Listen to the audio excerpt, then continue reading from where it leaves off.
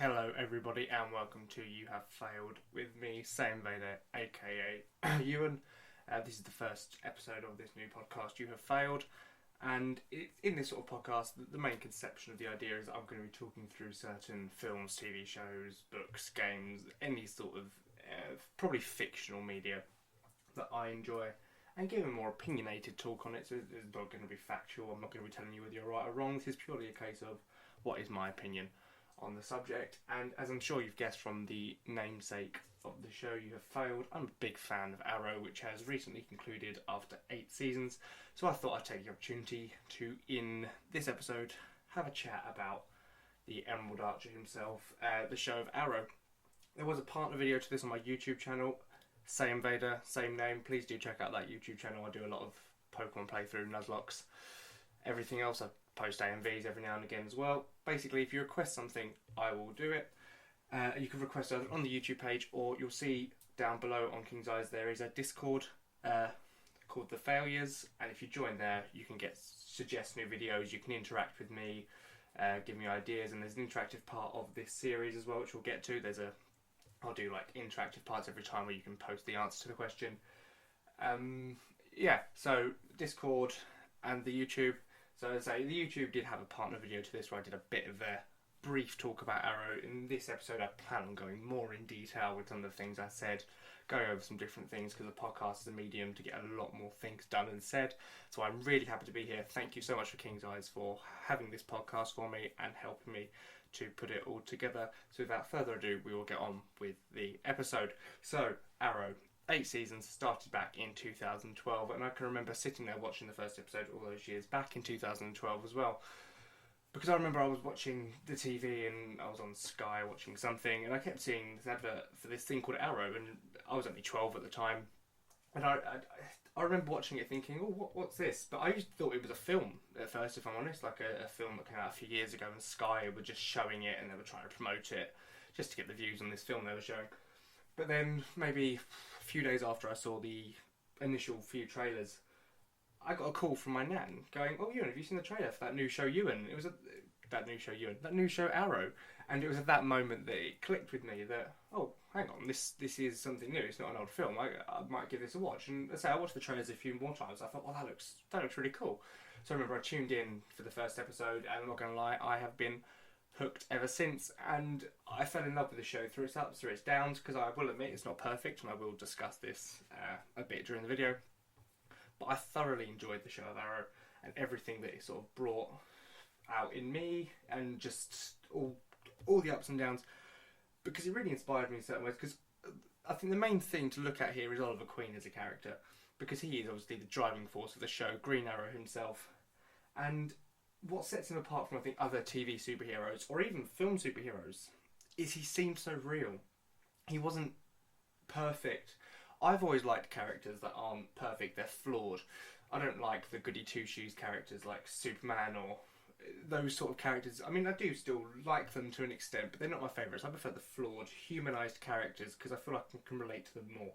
And out of any fictional superhero that is portrayed on live action TV or film, the one I found myself relating to most was Oliver Queen, because he just seemed so normal. Yes, you take away the money and the expert martial art training and the fact that he can shoot anything from anywhere and he's got the accuracy of some sort of superhuman, you take that all down, and he's just a regular guy struggling through life really, and dealing with the choices of his parents and the choices of him. And there were certain points in my life, maybe if I was down or something, I think, what would Oliver Queen do? And I'd look at his strength, his will to carry on, keep fighting. And as a character, he really, really did inspire me.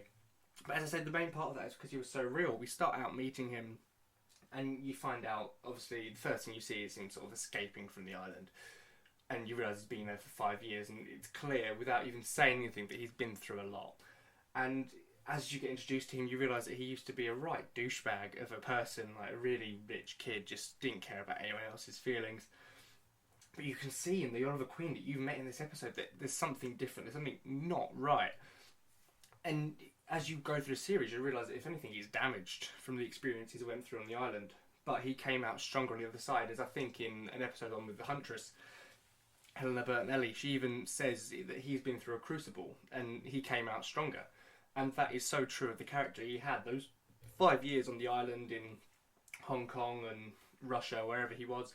He went through a serious crucible where it really tested his character and scraped away. And this is another thing they said in the show. It scraped away everything he wasn't and left what he was. The person he really was underneath that rich playboy, which was a very, very good man. And in spoiler territory now, in the last episode, season 8, episode 10, when Quentin Lance is giving a speech at the memorial for the Green Arrow, he even mentions that Oliver Queen was a good man. He was an honourable man. And that is true to his character. But he was flawed because he lied a lot. He was a kind of person who felt like he had to lie to protect those closest to him. Whether that was right or wrong in certain situations, we don't know. But that was a core of who he sort of was. He was very secretive, and that probably stems from the 5 years on the island as well. The fact that he was all alone, like who can he really trust? But then you do get people he can trust. And the two people I'd say he probably trusts most, and it's not even probably, he does, are Felicity Smoke and John Diggle, and I will get onto them very shortly because they are the two other characters I'm going to focus specifically on in this video, because I think they are the core three that make this show. But just a bit more about Oliver Queen, because he grows a lot through the series. You see season 1, he's flat out a serial killer.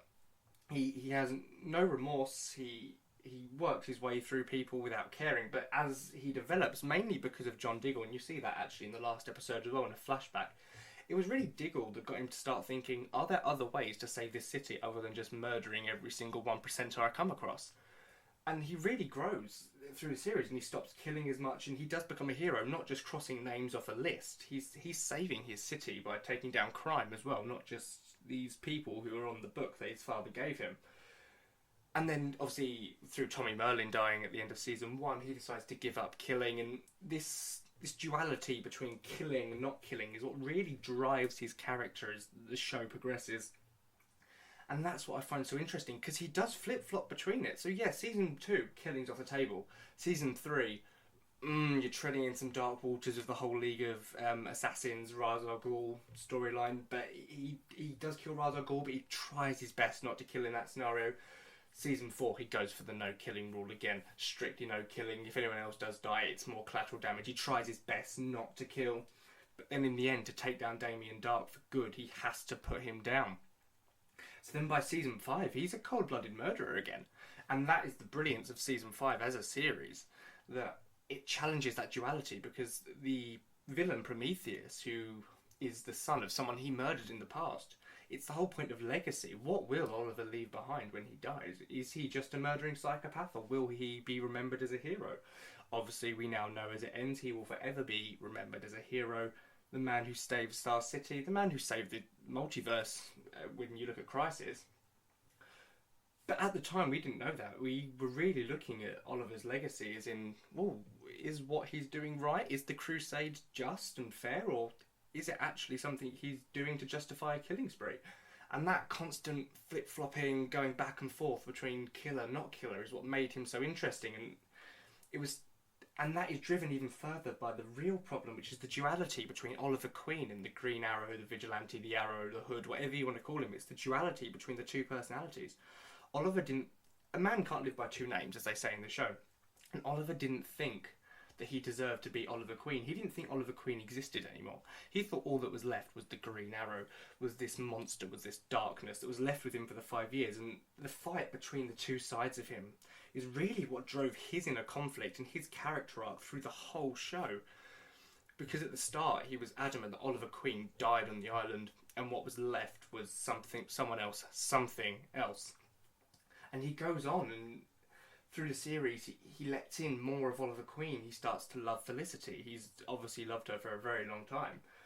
And he starts to let that sort of thing in. But when it goes wrong, he reverts to his cocoon of hiding himself away. No, Oliver Queen can't live when she's hurt, because they go on a date and she's hurt. He reverts to, no, I can't be Oliver Queen because people are getting hurt. I must only be the Green Arrow. And that leads to their eventual split. And it's that duality that makes him such an interesting character, because most superheroes, you know, they live the duality as far as Clark Kent is a reporter and then he's Superman. But there aren't many other superheroes who lead the double life, so literally they think their actual self isn't their self anymore. And it's not until probably season 7 that Oliver really comes to grip with the fact that He is the Green Arrow, and the Green Arrow is him. He can be both because they are the same person. And it's at this point where his relationship with Felicity really, they go off to live a happy life. Felicity's pregnant with their what will become their future daughter Mia. But obviously that's when crisis then happens, and it's quite unfortunate that as he finally accepts that he can be happy as both, and he's built up a team, so he's happy enough that he doesn't have to fight for the city anymore. He doesn't have to be the Green Arrow. That will always be part of him, but he can live as Oliver Queen. He gets taken off to Crisis, and as we know, he dies in Crisis, giving his life twice actually to save as many people as he can. And it's that sort of sad, tragic story, and that's what I love so much about the ending. A lot of people don't like the final scene to Arrow. I thought it was as perfect as you could have got for Oliver Queen. The fact that after 20 years, Felicity finally meets him in the afterlife, and they get to live the rest of eternity together. And that line where he's like, it's a long story, but fortunately for us, we have all the time in the world for me to tell it to you. I imagine that as Oliver finally telling the story of what happened to him on the island, finally completely opening up.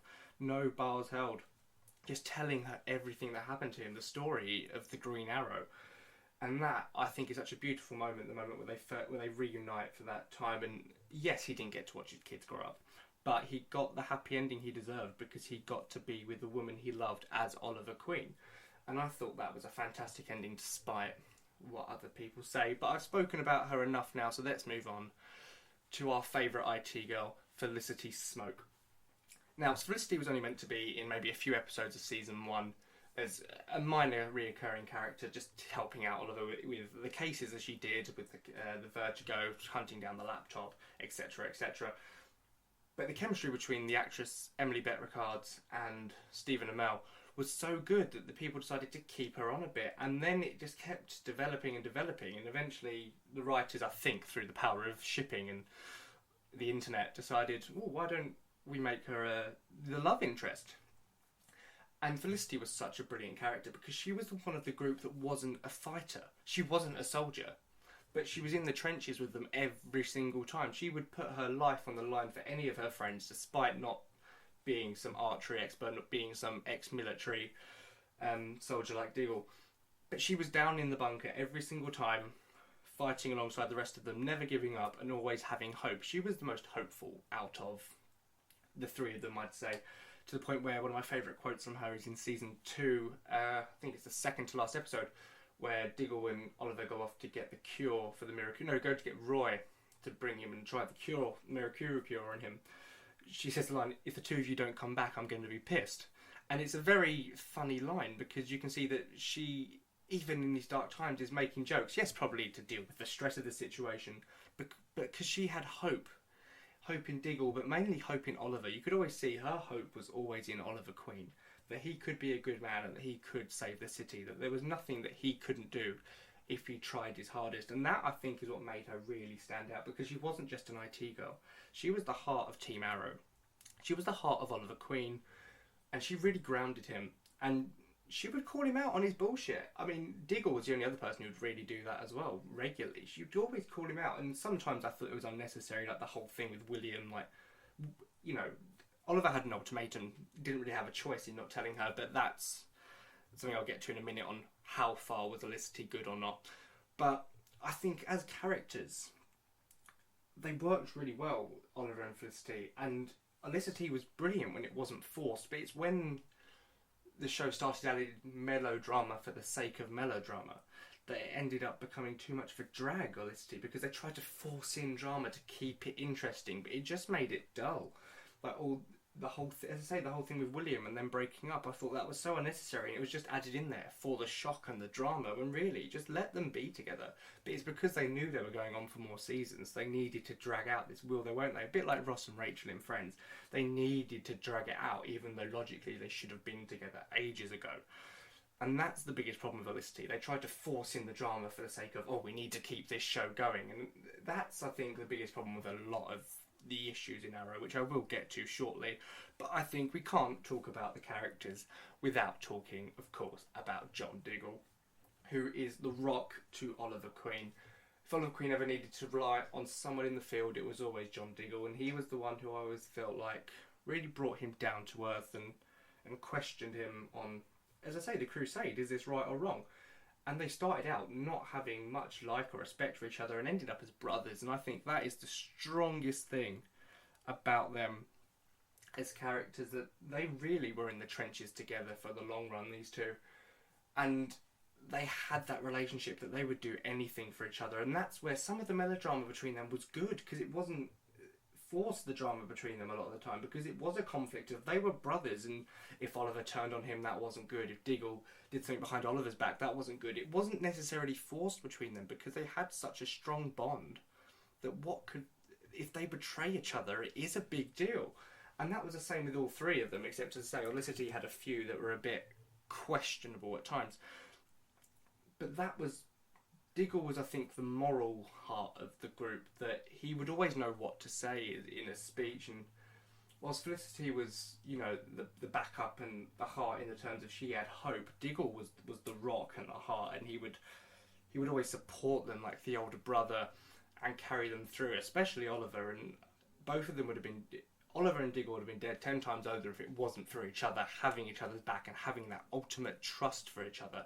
And that was what makes original Team Arrow so good. They all had such a trust for each other that even Oliver, who did have a thing for lying, they trusted each other so much that they always had each other's back no matter what was going on. And I find that is the most important thing in this show. It's the relationship between those three characters. And you can't really talk about the characters without giving credit to the amazing actors that portrayed them. Stephen Amell, Emily Bett-Rickards, and David Ramsey, who brought life to these characters in such a way that the relationships seem so real. And the reason they do is because you watch them off screen and these people have similar relationships. Yes, they're not going out every night and fighting crime, but they are brothers, sisters, they are family to each other, and they do all deeply love each other. And it's a cast like that that really makes the show. And original Team Arrow really knocked that one out of the park. So I think Arrow deserves a very well done for their casting of their main three, even though it wasn't meant to be a main three originally and Felicity wasn't meant to be there. The fact that she was, it's just champagne casting and really shows the intelligence of the writers, that they know how to adapt and write in brilliant characters. And these three made what Arrow went on to be. And that's the core of it, really. The core of the show is those three. And that's why I love the show. Because yes, it had its ups and downs, which I will go over very shortly. But through the ups and downs, the core of it were Oliver, Felicity and Diggle and their relationships. Yes, mainly focusing on Oliver as the titular character. But the three of them are what made that show what it was. They were the heart of Arrow. And being the heart of Arrow really is what kept me watching. Through everything, through thick and thin, through season 1, which was brilliant, to season 4, which was not so good, and I say we will go over very shortly. It's those three and the relationship they shared with each other, and the fact that you could relate to all of them, you wanted to be them, you wanted to know them, that really made the show stand out. Now, before we get on to talking through a brief run through of the seasons 1 to 8, and just talking about those and short opinions on those, I feel it's time for a bit of interactivity. This is where you will need to be part of the Discord server if you want to take part. Just a fun little game. I have a line ready from Arrow already. This is from season 1, so it is going back a bit far, but why not start where it began?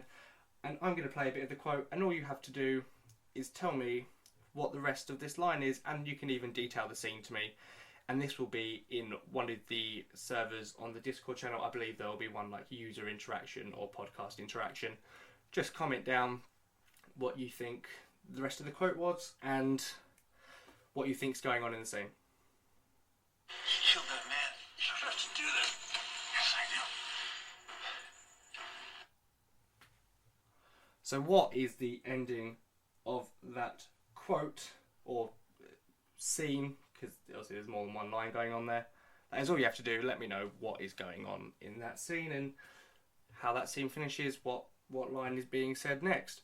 So, with that out of the way, let's move on to a run through of season 1 to 8 of Arrow. Season 1 sees the titular character Oliver Queen return from 5 years in hell to Starling City, and you find out that he has a plan. That plan is to save the city by using the list of names that his father gave him and taking them out one by one to stop the 1%ers that are poisoning the city and tearing it down from the inside. And that is mainly what season 1 of Arrow is. Yes, it has all the drama on the inside, and you find out there's a deeper plan called the Undertaking being run by Malcolm Merlyn, who is meant to be a duality representation of Oliver. Arrows, bows, all the martial arts, but evil wants, and whereas Oliver wants to save people to save the city, Malcolm's quite there to kill people. But the duality comes from the fact that both are serial killers at the time. Like, Oliver has killed loads of people as well, and yes, Malcolm sets off an earthquake machine which kills far more than Oliver ever probably could. Doesn't change the fact that that's the duality there. Both are killers, but which one's crusade is right? Are either of their crusades in the right at the time that season 1 takes place? I'd argue Oliver's is, when he gets round to the not killing part of it. But at the start, I'd say his crusade isn't entirely noble either. And he, at the start, doesn't even know why he's crossing these names off the list. He just does it because his dad told him to, blindly. He doesn't even know what kind of man his father really was. He knows roughly the evil things his father had done, but not completely at the time. And that was the brilliance of season 1. It was more the duality of, is Oliver the hero? Because Malcolm thought he was the hero of his own story. So the whole duality is, which one of them is actually the hero? Are any of them the heroes? And I'd argue Oliver is, because he is fighting to save lives and he realises that killing is wrong. Whereas Malcolm never renounces that really, and that's his biggest downfall. But yeah, that's season 1. And season 2 goes on even more because it's more living with Oliver's mistakes, which is a big theme through all of Arrow, because Deathstroke comes back, someone who he befriended on the island. But when he went crazy and Oliver told him a lie, he lost his mind a bit due to the Mirakuru. Oliver chose to kill him instead of curing him, but it turns out that he wasn't dead all along. And after 5 years, he's come back with revenge, and he ends up killing Oliver's mother, almost destroying the whole city, killing loads of innocent people. And it's really about Oliver realising that he's made mistakes. He's got to live up to these. He's really got to try and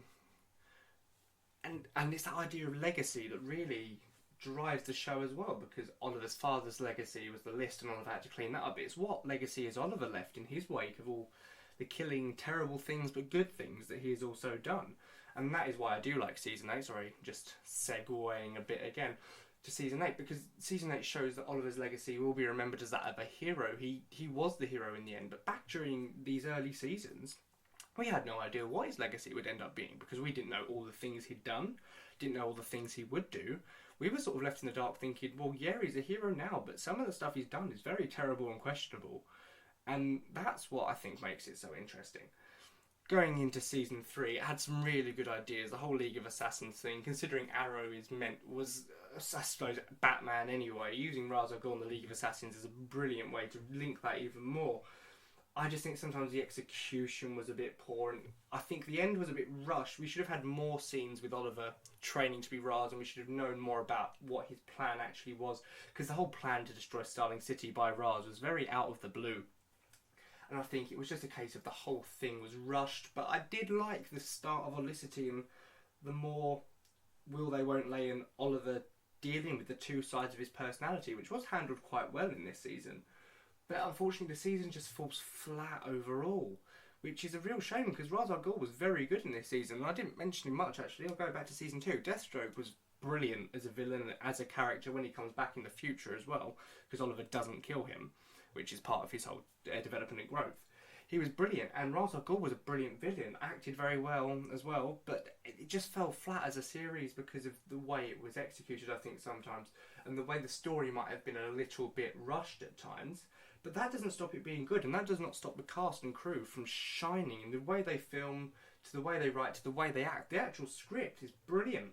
It's just the story, I just feel like it could have been paced a little better, but then I can't judge too much because I don't know much about writing a TV show either. I just write podcasts and YouTube videos.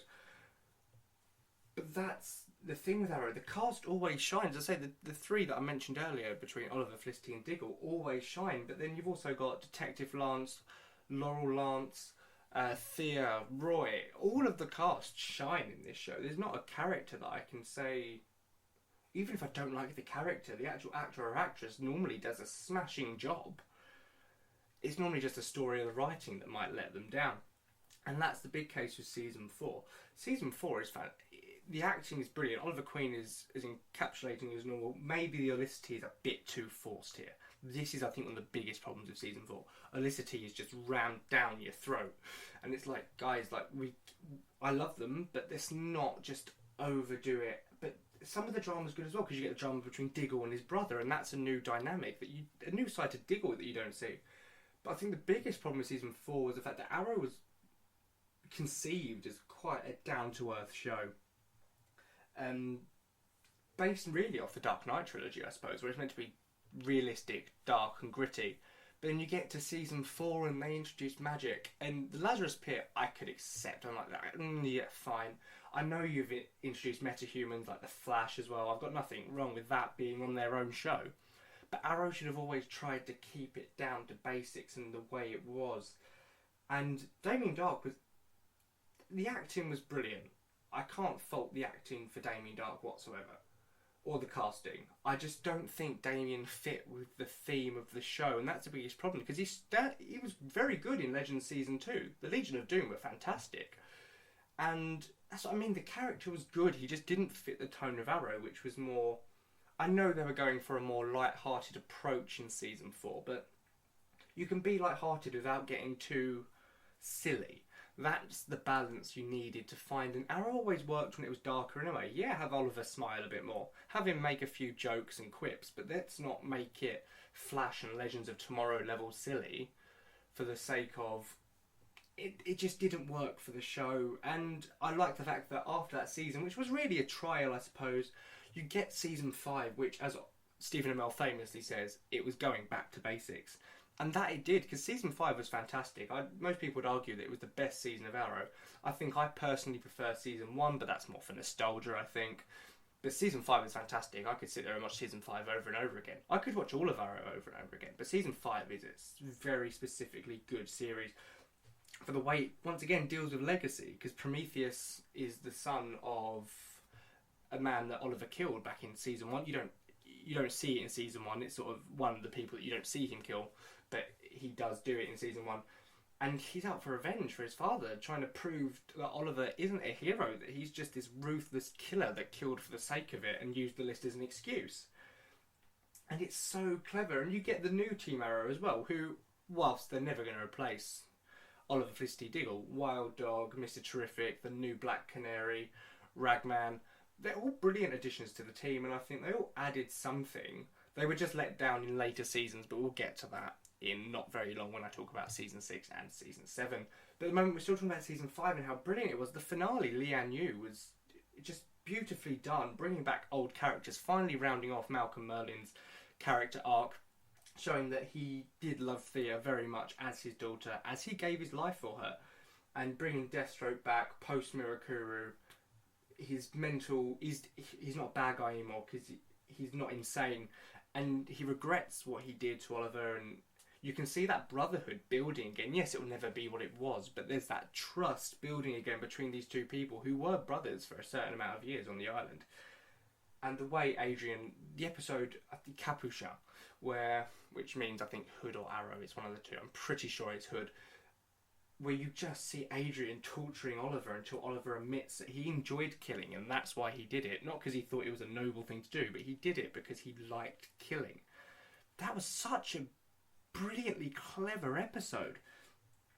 And it just really showed Oliver's internal conflicts, because there's the part of it that was like, if you've been tortured for that long, you're going to say anything they want you to say just to make the pain end. Even someone as strong as Oliver Queen will break after a certain amount of pain. But then you've got at the same time that the fact that Oliver questions it even after the torture, there was a point there. Did he just kill because he enjoyed it? Is he really a hero? But then go to the finale and he proves that he is, because he refuses to kill Adrian Chase.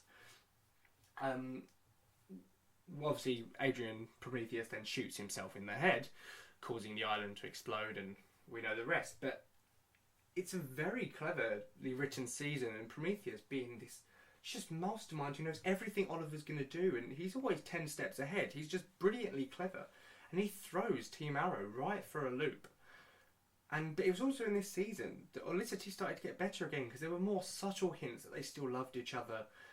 And there was the episode where Prometheus blows up the bunker, and Felicity and Oliver are down there basically dying, running out of oxygen, trying to find a way out. And it's just the subtle discussions like that where they realise that they do still love each other and there is this thing still there. And then by season 6, Oliver and Felicity become a thing again. And season 6, as I say, isn't bad. It's just a step back from season 5. Its biggest problem being they try and force too much drama using the new recruits, saying, "Oh, you don't trust us as much as, you know, Diggle and Felicity," which in fairness, of course he's not going to. Like, he's been through hell with Diggle and Felicity. You guys have only been around for a year. But it's just forced melodrama for the sake of it, like having a Splinter, Team Arrow, and it's all just ridiculous. Even the bit where Diggle becomes the Green Arrow and there's then the disagreement between Oliver and Diggle, and that just seems a bit forced. Season 6's biggest problem seems like it's being forced too much. And the villain Ricardo Diaz, whilst he isn't bad, he's not great either, and he's not even really the main villain for all of the season. It's a bit of a weird dichotomy going on between him and Caden James.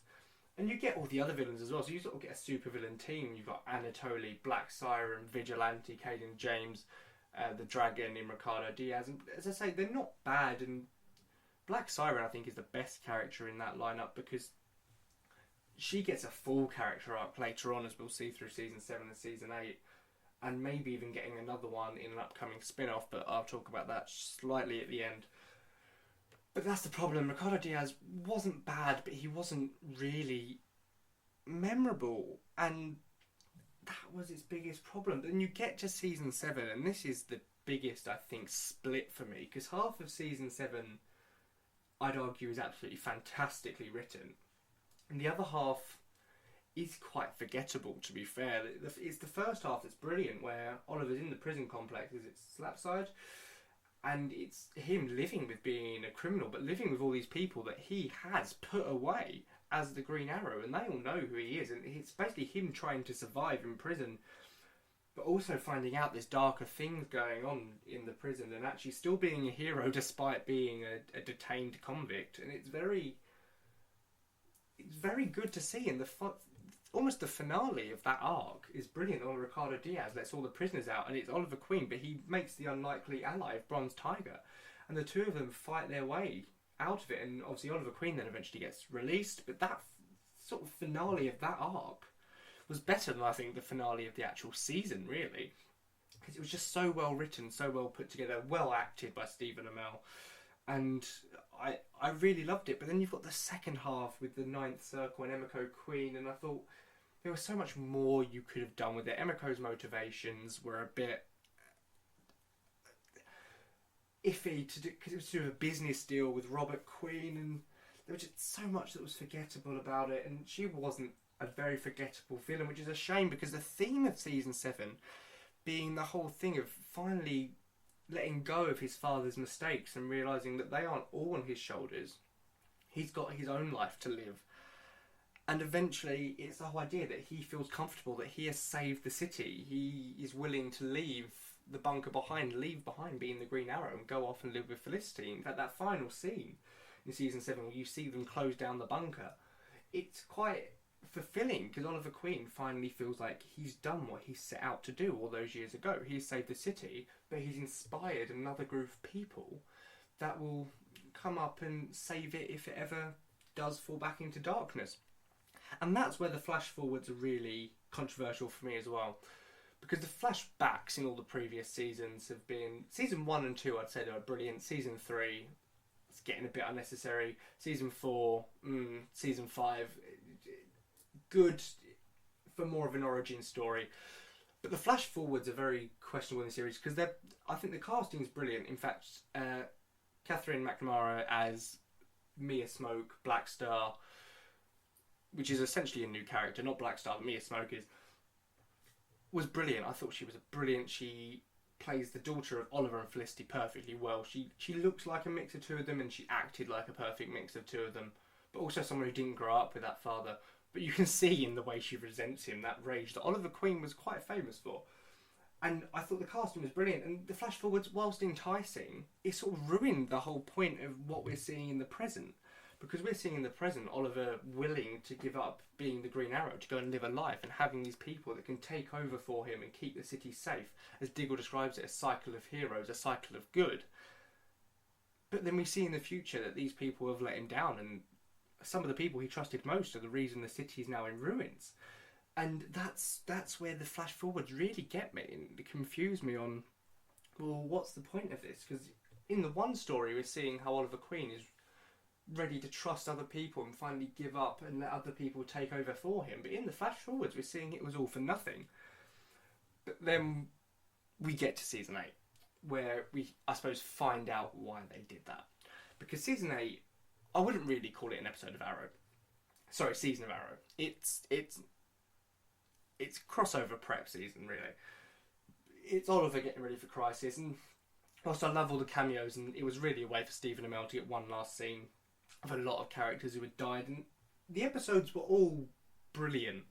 Really, the first episode was fantastic, and it's how they sort of recount certain story beats of the seasons, and some of the moments were really touching, like him with Quentin Lance, and even the first episode where he sees his mum again, he sees Tommy again. They're all very touching. But it's not a season of Arrow. It doesn't fit the story of the man who just retired. It's all just building up to Crisis on Infinite Earths. And that's where I'm a bit iffy on it. Because yes, all the episodes are brilliant on their own. But as a season of Arrow, they don't really work. And that's really the big turning point there. Whereas in Crisis, I don't know how I feel about it, because both his deaths were touching. The first time he died, fighting till the end to save as many people as he could. The second time he died, rebuilding the entire multiverse. You have failed this universe. I thought that was quite brilliant. As I'm sure you've realised, I'm quite a big fan of the line, "You have failed this city," hence the namesake. So the nice touch on that was quite cool. It was like an I Am Iron Man moment, really. But at the same time, I just feel like Oliver should have got more screen time, considering this was his last crossover. I feel like he should have been more important. I know he was important because he was the Spectre, but I feel like he should have had a bigger role. Or him and Flash should have got more scenes, because I feel like it focused too much on Supergirl and Batwoman, which I don't mind them being a friendship, but considering this was the last time we'd get to see Flash and Arrow interact, it would have been nice to see more of them. But that's beside the point. The point is, season 8 wasn't really a season of Arrow until the last episode. And I'm purposely sort of dodging around episode 9 for season 8 so far, because that was Green Arrow and the Canaries, which was a backdoor pilot for what will hopefully become a new spin-off show featuring Mia Queen, because now she has taken her father's name as well, and the two Black Canaries, Dinah Drake, and the Earth 2 Laurel Lance, both of which are great characters. The only problem is I'm not sure how much room they have for development, because they have been through a lot as characters. Black Siren going to Black Canary, becoming a good guy. Dinah Drake's been through a lot as well. Mia Smoke / Queen is the only character there who I think really has a lot you could give with her. But even then, a lot of her arc has been covered in the flash forwards and then the way she interacted with her father in season 8. However, that aside, I am fully hoping that the Arrow writers, or just the writers at DC and the CW, completely blow it out of the park, because I'm looking forward to it, because I think the three actresses are brilliant in their roles. As I say, Catherine McNamara has really blown me away as Mia Queen so far. So I really hope that this show does take off and we get a good few seasons out of it, you know, just living up to Oliver Queen's legacy. But that's it, legacy. We get to the final episode of Arrow, Fade Out. And this is where the story really wraps itself up so perfectly well, because the whole show is about legacy. And in this episode, it's all about what Oliver's legacy now is, now that he's sacrificed himself as the Green Arrow. And you find it's a legacy that his father would be proud of, Yao Fei would be proud of, everyone who he's lost and he's worked with over the years would be proud of. Because but also when he reset the universe, he brought back loads of people who he'd lost. He brought back his mother, Tommy, Detective Lance, so many others. And it's that legacy, as I've been saying through most of this podcast, this episode. Legacy is what Arrow's really about, and you see in that final episode the legacy Oliver finally leaves behind is one of heroism, one of courage, one of honour, one of doing everything he could to save his city and inspiring so many others to do the same. because that's what he was. He was an inspiration. He was a member. He was friends with all these superheroes with powers and aliens. But he was their leader because he inspired them. Oliver Queen was the man who, he had no powers, but he'd fight with anyone to save his city and save his friends. He'd do anything he could, and it's that legacy you see in his funeral with everyone that turns up. You get Flash and Supergirl show up, Anatoly, all of the people who have been on Team Arrow. Even some of his enemies, who he's brought back, like Talia al Ghul and Emiko, turn up to his funeral because he was a hero. And that's what's so important, and you get that in the flashbacks in this episode as well, which are some of the best flashbacks for a while, because you get a flashback to Season 1 Oliver and Diggle, back when they're first starting their relationship, and Oliver's, once again, a flat-out serial killer. But Diggle reminds him that there is another way. And Diggle even says that in the eulogy at the funeral. As I said, he's always good at speeches, where he talks about how the Oliver Queen he met all those years ago is not the Oliver Queen they say goodbye to today. And it's things like that, and even where he mentions the famous, Oliver always told me that to save his city he had to become someone else, something else. But I always thought that meant being the Green Arrow. But now I realise that meant becoming a good man, the best man he knew how to be. And it's stuff like that showing that Oliver's legacy isn't one of death and all the people he's lost. It's a legacy of all the people that he inspired. And that's not just in the show, it's all the people that he inspired in real life as well, like myself. I'd say I've learned a lot from the character of Oliver Queen and all his journeys, and I've grown a lot through watching this show. And that's what Oliver Queen's legacy became in the end. The legacy of a hero and the man that inspired people to do the right thing and to better themselves. And that is what Arrow was. Legacy. And that final episode honoured that to the max and showed what Oliver Queen's legacy was in universe, but also in the real world. The legacy that this show, this character, who wasn't even real, has left behind on the real world. That of a hero, that of an inspiration to many of us. And that is why, before I get too emotional, I will declare that Arrow, you have not failed. You had a great 8-season run through ups and downs, but the legacy you leave behind with the rest of the Arrowverse shows and everyone who watched will be remembered forever. And to that we say thank you, Arrow. Thank you to Stephen Amell. Thank you to all the cast and crew who worked so hard to make such a great show for 8 years. And thank you everyone so much for watching, and I will see you next week when we talk about this potential for a spin-off in Green Arrow and the Canaries. Bye for now.